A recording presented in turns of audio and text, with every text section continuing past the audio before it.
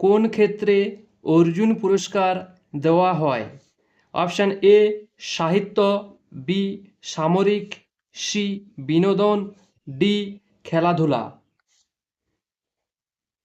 এখানে সঠিক উত্তর হচ্ছে অপশান ডি খেলাধুলা।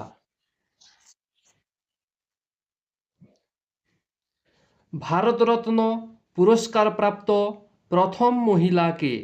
Option A Mother Teresa, B Indira Gandhi, C Sarojini Naidu, D Aruna Ashraf Ali. এখানে সঠিক উত্তর হচ্ছে অপশান বি ইন্দিরা গান্ধী। কোন গাছের পাতার মতো ভারতরত্ন পুরস্কারকে ডিজাইন করা হয়েছে? অপশান এ অশ্বত্থ গাছ, বি কলা গাছ, সি নারকেল গাছ, ডি চন্দন গাছ। এখানে সঠিক উত্তর হচ্ছে অপশান এ অশ্বত্থ গাছ।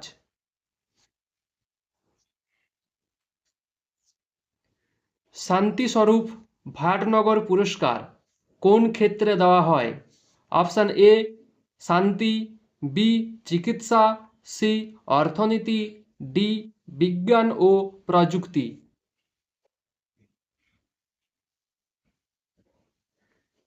এখানে সঠিক উত্তর হচ্ছে অপশান ডি বিজ্ঞান ও প্রযুক্তি।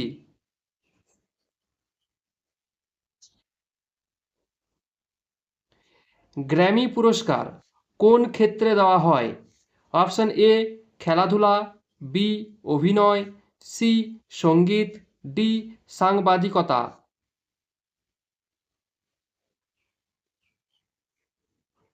এখানে সঠিক উত্তর হচ্ছে অপশান সি সঙ্গীত।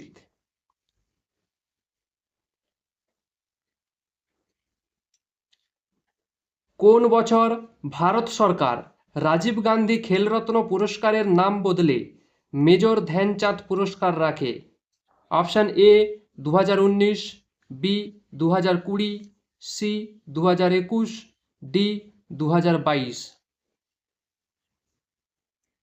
এখানে সঠিক উত্তর হচ্ছে অপশান সি 2021।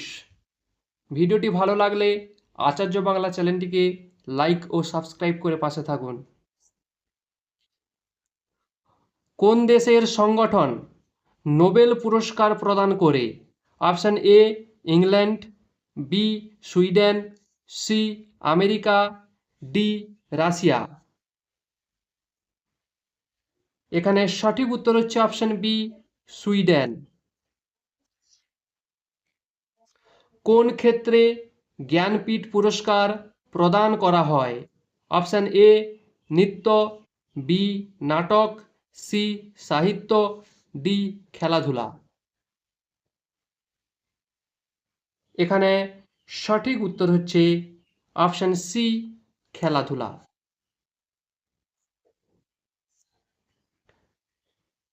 সাহিত্যে নোবেল পুরস্কার জয়ী প্রথম ভারতীয় কে?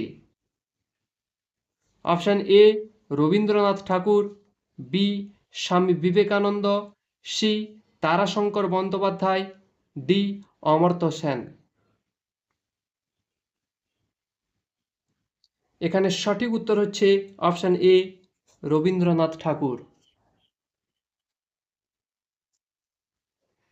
পদ্মশ্রী সম্মানে ভূষিত প্রথম অভিনেত্রী কে ছিলেন?